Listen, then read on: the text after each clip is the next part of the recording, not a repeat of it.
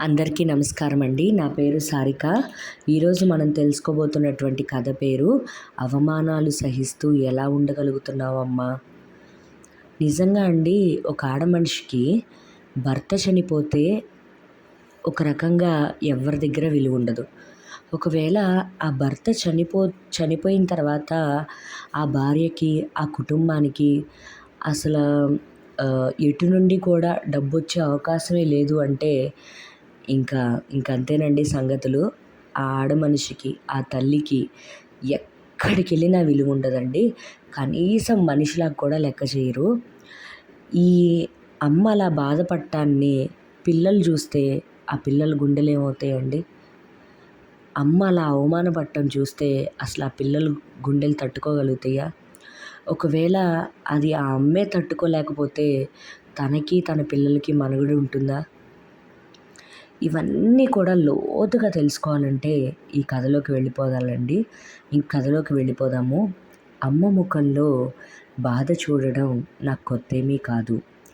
అమ్మ ఏ బాధనైనా భరించగలదు, కానీ అవమానం వల్ల కలిగే బాధను తట్టుకోవడం ఆమెకు కష్టమే. తరచూ అలాంటి బాధలను భరిస్తున్న అమ్మను ఎలా ఊరడించాలో తెలియని పసి వయసు నాది. నాకిప్పుడు 12 నడుస్తోంది. నేను పెద్దదాన్ని అవుతున్నాను. అన్నీ ఆకళింపు చేసుకోగలుగుతున్నాను. మా నాన్న చనిపోయి 4 ఏళ్ళు అవుతోంది. ఆయన మరణంతో వచ్చిన చిన్న ఉద్యోగంతో అమ్మ నన్ను, చెల్లిని పోషించుకుంటూ గుట్టుగా కాపరాన్ని నడిపించుకొస్తోంది. నాన్నకు ఒక తమ్ముడు, 2 చెల్లెళ్ళు. మేము తప్ప అందరూ ఆర్థికంగా పెద్ద స్థాయిలోనే ఉన్నారు. నాన్న తక్కువ కులానికి చెందిన పేదింటి అమ్మాయిని పెళ్లి చేసుకున్నాడని ఆ కుటుంబంలో అందరికీ చులకనే. అప్పట్లో కులాల పట్టింపు ఎక్కువగా ఉండేది. అందుకే ఏ శుభకార్యానికైనా నాన్న ఒక్కరే వెళ్ళేవారు. అమ్మని గాని, మమ్మల్ని గాని తీసుకెళ్ళేవారు కాదు. ప్రస్తుత సమస్య పెద్దత్తయ్య వసంతి వల్ల వచ్చింది. ఆమె కూతురు ఐశ్వర్య రజస్వల ఫంక్షన్కి మేమంతా వచ్చాం. గతంలో ఏ ఫంక్షన్కి పిలవని వారంతా ఇప్పుడు పిలుస్తున్నారు. దానికి కారణం ఒక రకంగా పెద్దత్తే. నాన్న చనిపోయిన కొత్తలో పెద్దత్తకు ఒక కొత్త రకపు చికెన్ పాక్స్ వచ్చింది. అది మామూలు జబ్బే అయితే భయపడే పనే లేదు.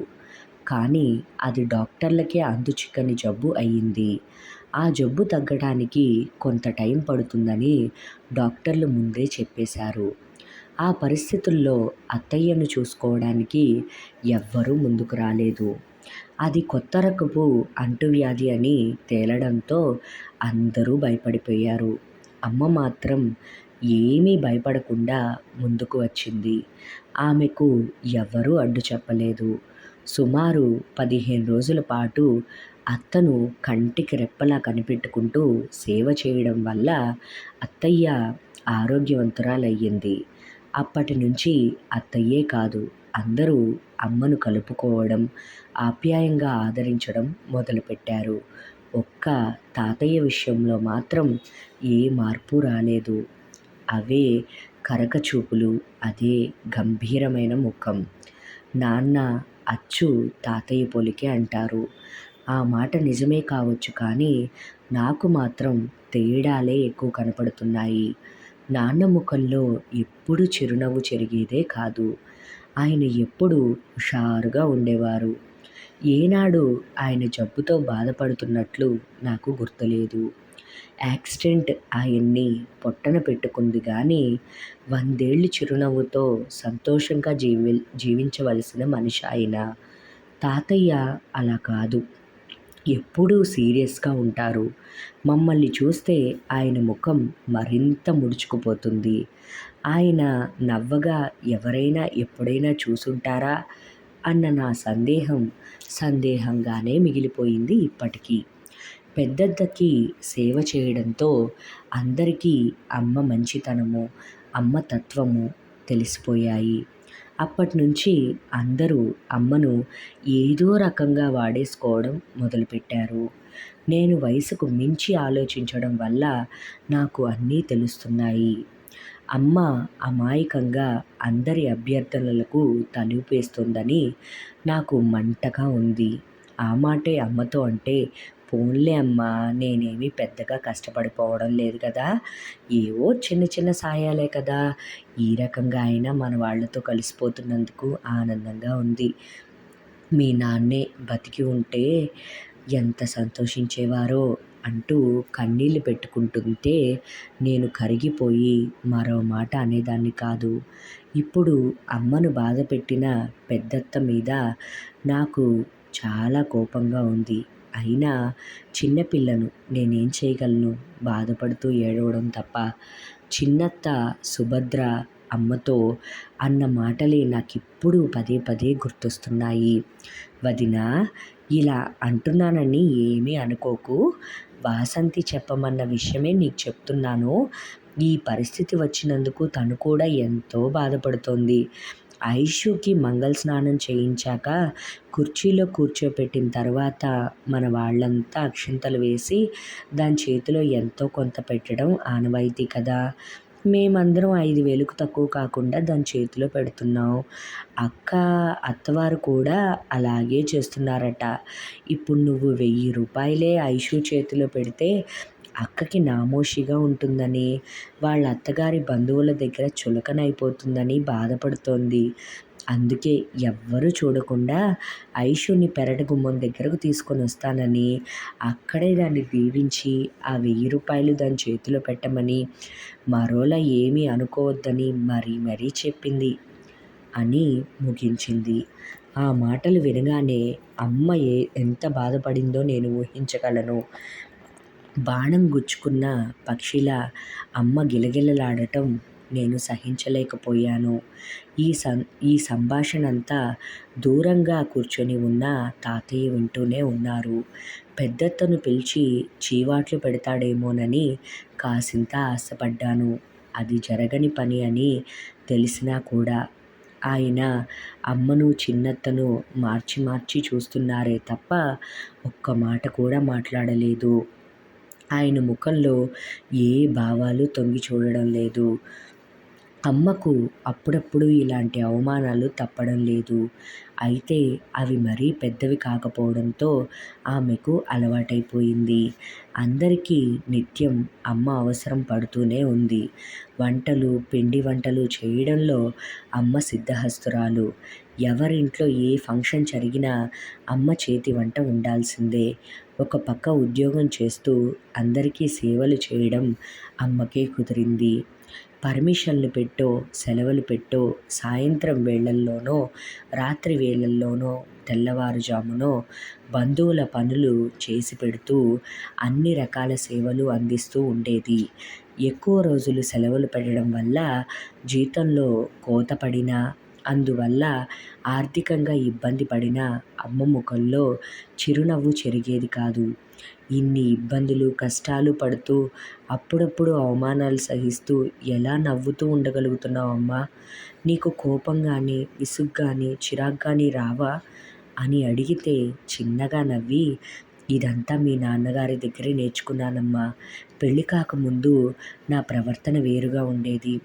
ఎవరికైనా సాయం చేయాలంటే మనసొప్పేది కాదు. ఎవరైనా ఏమైనా అంటే పడేదాన్ని కాదు. కానీ పెళ్ళయిన తర్వాత మీ నాన్నని చూసి చాలా నేర్చుకున్నాను. ఆయనంత గొప్ప మనిషిని నేనెక్కడా చూడలేదు.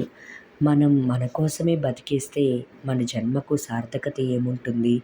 వీలైనంత వరకు తోటివారికి సాయం చేయాలి. అందువల్ల మనం కొన్ని నష్టపోవచ్చు కానీ ఇబ్బందులు పడవచ్చు. కానీ తోటివారికి సాయం చేశామన్న తృప్తి ముందు అవన్నీ చిన్నవిగానే కనిపిస్తాయి నాకు అనేవారు ఏనాడు. అలా చెయ్యి, ఇలా చెయ్యి అని నాకు చెప్పేవారు కాదు. అన్నీ ఆయన్ని చూసే నేర్చుకున్నాను. అవన్నీ పాటిస్తుంటే నా మనసు స్వచ్ఛంగా మారిపోయింది. నా దృక్పథమే మారిపోయింది. ఎన్ని కష్టాలు, అవమానాలు ఎదురైనా నా పెదవుల మీద చిరునవ్వు చెరగపోవడానికి కారణం అదే అని అమ్మ నవ్వుతూ చెప్తుంటే ఆమె వైపే ఆదరణగా చూస్తూ ఉండిపోయాను. కొంతకాలం తర్వాత తాతయ్యకు చాలా సీరియస్‌గా ఉందని తెలిసింది.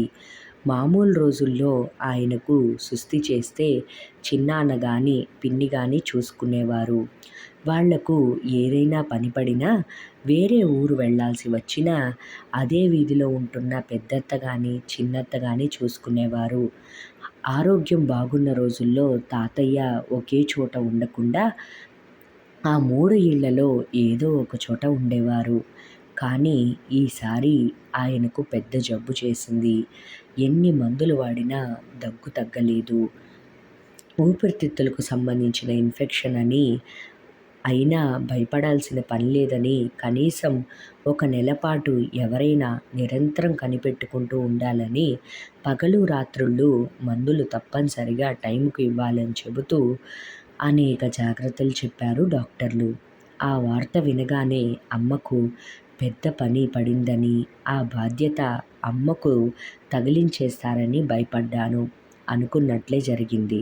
చిన్నాన్న, అత్తలిద్దరూ తీసుకొని మా ఇంటికొచ్చాడు. తాతయ్యను కంటికి రెప్పలా చూసుకునే దక్షత అమ్మకే ఉందంటూ, పగలైతే వంతుల వారీగా తాతయ్యను చూసుకోగలమని, రాత్రుళ్ళు కనిపెట్టుకొని ఉండడానికి అందరికీ ఆరోగ్యపరమైన సమస్యలున్నాయని, పెద్ద మనసు చేసుకొని ఎలాగైనా ఈ గండం గట్టెక్కించమని ముగ్గురూ బతిమాలారు. అమ్మ ఒప్పుకోక తప్పలేదు. నెల రోజుల పాటు అమ్మ నలిగిపోవడం నాకు, చెల్లికి సుతారము ఇష్టం లేదు. మేమిద్దరం తీవ్రంగా వ్యతిరేకించినా అమ్మ వినలేదు. అంతా మన మంచికేంరా, బంధువులందరూ మనల్ని కలుపుకున్నారు. ఒక్క తాతయ్య మాత్రమే మనకు దూరంగా ఉండిపోయారు. ఆయన కూడా మనల్ని కలుపుకోవడానికి దేవుడే అవకాశం ఇచ్చాడేమో. మీరేమీ అడ్డు చెప్పకండి. ఏ లోకాన ఉన్నా మీ నాన్న సంతోషిస్తారు. ఆయన కోసమైనా అడ్డు రాకండి అంటూ మమ్మల్ని బలవంతంగా ఒప్పించింది. మర్నాడు రాత్రి మాకు అనేక జాగ్రత్తలు చెప్పి తాతయ్య దగ్గరకు వెళ్ళింది. కానీ ఓ గంటలోనే తిరిగి వచ్చేసింది. ఎంతసేపు ఏడ్చిందో ఏమో, కళ్ళు ఎర్రగా ఉబ్బిపోయి ఉన్నాయి. అమ్మనలా చూస్తుంటే మా ఇద్దరికీ దుఃఖం ఆగలేదు. అమ్మను పట్టుకొని ఏడ్చేశాం. అమ్మ కూడా మాతో పాటు ఏడ్చింది. చాలాసేపటికి అమ్మ తేరుకొని చెప్పడం మొదలెట్టింది. తాతయ్యకు మన మీదింకా కోపం పోలేదమ్మా. నేను ఆ ఇంటికి కోడలుగా రావడం ఆయనకి అస్సలు ఇష్టం లేదని తెలుసు. కానీ ఇన్నేళ్లుగా ఆయన కక్ష పెంచుకుంటూనే ఉన్నారని ఊహించలేకపోయాను. నేను ఆయన గదిలోకి అడుగు పెడుతుండగానే ఆయన అరవడం మొదలెట్టారు. ఒక పక్క దగ్గుతూనే. ఏం, నన్ను చంపేయాలని వచ్చావా? ముందు నా కొడుకుని పొట్టన పెట్టుకున్నావు. ఇప్పుడు నేను దొరికానా? ఎవడ్రా దీన్ని గదిలోకి రానిచ్చింది? వెంటనే బయటకు పంపేయండి లేదా అంటూ తెరలు తెరలుగా వచ్చే దగ్గును ఆపుకుంటూ అరుస్తుంటే నేను భయపడి బయటకు వచ్చేశాను. చిన్నాన్న గబగబా అక్కడికి వచ్చి తాతయ్యకు నచ్చజెప్పపోయినా ఫలితం లేకపోయింది. చేసేది ఏమీ లేక తిరిగి వచ్చేశాను అంటూ అమ్మ మళ్ళీ కళ్ళనీళ్ళు పెట్టుకుంది. నేను, చెల్లి అమ్మను గట్టిగా అదుముకొని ఆమెను ఊరడించే ప్రయత్నం చేశాం. తాతయ్య మీద నాకు చెప్పలేనంత కోపం వచ్చింది. ఆ కోపాన్ని బయట పెడితే అమ్మ తిడుతుందేమోనని భయపడి మనసులోనే తిట్టుకున్నాను. ఫోన్లే, ఈ రకంగా అయినా అమ్మకు కష్టం తప్పింది. అందుకే అంతా మన మంచికే అంటారు అనుకున్నాను. తాతయ్య సంపూర్ణ ఆరోగ్యవంతుడు కావడానికి 2 నెలలు పైనే పట్టింది. దేవుడు మాకు మేలే చేశాడు. అంతకాలం సేవ చేస్తే అమ్మ ఆరోగ్యం పాడైపోయి ఉండేది అనుకుంటూ తృప్తిగా నిట్టూర్చాను. ఒక ఆదివారం నేను చెల్లితో పాటు ఆడుకొని ఇంట్లో అడుగు పెడుతూ, అమ్మా, ఆకలేస్తోంది, తినడానికి ఏదైనా పెట్టు అని కేక వేస్తూ హాల్లో కూర్చుని ఉన్న తాతయ్యని చూసి గతుక్కుమన్నాము. చెల్లి పరిస్థితి కూడా అంతే. ఇద్దరం భయంతో వెనక్కి అడుగులు వేశాం అప్రయత్నంగా. తాతయ్య ముఖంలో నవ్వు చూసి ఇద్దరం తికమకపడ్డాం. ఇది కలో నిజమో నాకు అర్థం కావడం లేదు. భయపడకండి, నా దగ్గరికి రండి అంటూ తాతయ్య పిలుస్తున్నారు. ఆయన కళ్ళలో ఆప్యాయత, మాటల్లో మృదుత్వము ఇవన్నీ నమ్మశక్యంగా అనిపించడం లేదు. ఆయనంత ప్రేమగా పిలుస్తూ ఇద్దరం ఒక్క అడుగు కూడా ముందుకు వేయలేకపోయాం. ఈలోగా అమ్మ కాఫీ పట్టుకొని హాల్లోకి వచ్చి, తాతయ్య అంతలా పిలుస్తుంటే వెళ్ళరేవరా? ఏమీ భయం లేదు, వెళ్ళండి అంటూ భరోసా ఇచ్చింది. తాతయ్య నవ్వుతూ దగ్గరకు రమ్మన్నట్లు చేతులు చాచారు. ఆ నవ్వు పండు వెన్నెల్లా చల్లగా ఉంది. ఆ నవ్వు చూస్తుంటే నాన్నే గుర్తొచ్చారు. నాన్న గుర్తుకు రాగానే నా కళ్ళల్లో నీళ్లు తిరిగాయి. ఆ కన్నీళ్లు చూడగానే తాతయ్య కలవరపడ్డాడు. అయ్యో చిట్టి తల్లి, ఎందుకు ఏడుస్తున్నావమ్మా? మీ తాతయ్య ఎప్పుడో మారిపోయాడు అంటూ నన్ను చెల్లిని అక్కున చేర్చుకుని గుండెలకు హత్తుకున్నారు. ఆ ఆలింగనం ఎంత హాయిగా ఉందో చెప్పలేను. నాన్నే స్వయంగా వచ్చి కౌగిలించుకున్నట్లు అనుభూతి పొందాను. దాంతో నా కళ్ళు మళ్ళీ చెమర్చాయి. ఈసారి తాతయ్య చూడకుండా జాగ్రత్త పడ్డాను. అబ్బా, ఎంత బాగా రాశావు! 10 ఏళ్ల క్రితం జరిగిన సంగతులన్నీ జ్ఞాపకం పెట్టుకొని పూసగుచ్చినట్లు చెప్పావు. నీలో ఇంత గొప్ప రచయిత్రి ఉందని నాకిప్పటి వరకు తెలియదే అన్నాడు ప్రద్యుమ్న గదిలోకి అడుగు పెడుతున్న భార్య వైశాలిని చూస్తూ. ఏమిటి, అంత చదివేశావా నా అనుమతి లేకుండా? అంటూ చిరుకోపంతో అడిగింది వైశాలి. అనుమతి ఎందుకు? ఇదేమీ డైరీ కాదు కదా. అయినా అందరూ చదవాలనే కదా నువ్వు రాసింది అంటూ ఎదురు ప్రశ్న వేశాడు నవ్వుతూ. ఆ ఉద్దేశం ఇప్పట్లో లేదు. ఏ పత్రికకు పంపే ఆలోచన లేదు. అమ్మ జ్ఞాపకంగా రాయాలనిపించింది అంతే. ఏది ఏమైనా చాలా బాగా రాశావు. చదువుంటే అక్కడక్కడ కళ్ళు చెమర్చాయి. ఎంత మంచి అత్తగారు మామగారు మన మధ్య లేకపోవడం బాధ కలిగించింది. మరి అసంపూర్ణంగా ఆపేశావేం? మీ తాతయ్య ఎందుకు మారిపోయారో చెప్పలేదే? నువ్వు అది రాసి పూర్తి చేసేదాకా ఆగలేను. ఏం జరిగిందో నీ నోటితోనే చెప్పే అంటూ బతిమాలాడు. సమాధానంగా చిరునవ్వు నవ్వి, ఓకే, మిగిలింది కూడా కథలాగే చెప్తాను విను అంటూ మొదలుపెట్టింది. తాతయ్య హఠాత్తుగా ఇంట్లోకి అడుగుపెట్టేసరికి మాలాగే అమ్మ కూడా ఆశ్చర్యపోయినా వెంటనే తేరుకొని సాదరంగా ఆహ్వానించింది. నిన్ను క్షమాపణ అడగాలనే నీ ఇల్లు వెతుక్కుంటూ వచ్చానమ్మా అన్నారు తాతయ్య. అదేం మాట మావయ్య గారు, మనలో మనకి క్షమాపణ ఏమిటి? ముందు కూర్చోండి అంటూ మర్యాద చేసింది. నేను చాన్నాళ్ల క్రితమే మారిపోయానమ్మా. నా తప్పు ఎప్పుడో తెలుసుకున్నాను. కానీ అహం అనే జాడ్యం ఒకటి ఉంటుంది కదా, దానివల్లనే దిగి రాలేకపోయాను. అదొక్కటే కాదు, నేనెక్కడ మెత్తబడిపోయి మీకు దగ్గరైపోయి మీ వాటా ఆస్తి మీకు రాసి ఇచ్చేస్తానో అని మా వాళ్ళు పన్నిన పన్నాగాల గురించి తెలుసుకొని బయటపడడానికి మరికొంతకాలం పట్టింది. అయితే చాలా కాలంగా నేనంతా గమనిస్తూనే ఉన్నాను. ఎంతమంది నీ వల్ల ఉపకారం పొందారో తెలుసుకున్నాను. మా వాడిలాగే నీది కూడా వెన్నలాంటి మనసని, తోటివారి కోసం తపన పడే తత్వమని నాకు బోధపడింది. మాలో కలవడానికి నువ్వు పడే తాపత్రయం చూస్తే ముచ్చటేసింది. అన్నిటికన్నా నాకు బాగా నచ్చిన విషయం ఒకటుంది. భర్త లేకపోయినా ఆర్థికంగా ఇబ్బందులు ఎదురవుతున్నా పిల్లలకు ఏ లోటు రాకుండా వాళ్ళని చక్కగా చదివిస్తూ పైకి తీసుకొని వచ్చావు చూడు, అది నాకు బాగా నచ్చింది. నేను ఇక్కడికి రావడానికి ఒక ముఖ్యమైన కారణం ఉందమ్మా. నాకు ఒంట్లో బాగలేనప్పుడు నువ్వు సేవ చేయడానికి వచ్చినప్పుడు నిన్ను నానా మాటలు అని తరిమి కొట్టడం వెనక ఒక బలమైన కారణం ఉందమ్మా. ఆ విషయం చెప్పడానికే నేను వచ్చాను. నీ మంచి కోసమే అలా చేయాల్సి వచ్చింది.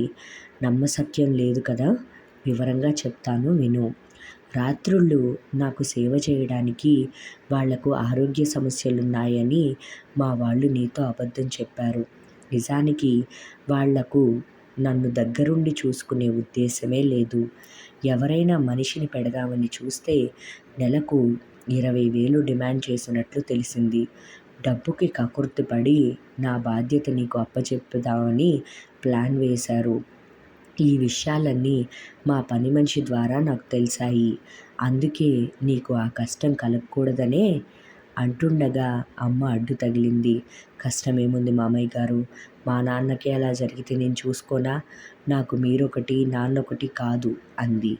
తెలుసు తల్లి, నేను నిన్ను తప్పించడానికి మరో కారణం కూడా ఉంది. నీకు ఆస్తమా ఉన్న సంగతి నాకు తెలుసు. నాకొచ్చిన ఇన్ఫెక్షన్ నీకు సోకితే నీ గతేమిటి? నీ పిల్లలేమైపోతారు?